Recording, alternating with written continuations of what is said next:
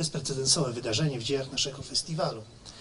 Wyszliśmy na zewnątrz, wyszliśmy do pięknego, naprawdę pięknego Ogrodu Biskupiego.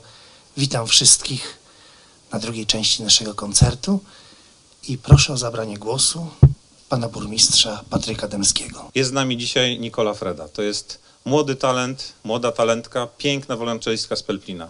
Chciałbym, żeby państwo poprzez kontemplację tej muzyki, poprzez ten wymiar duchowy dodali otuchy tej młodej, wspaniałej dziewczynie, przed którą świat stoi otworem.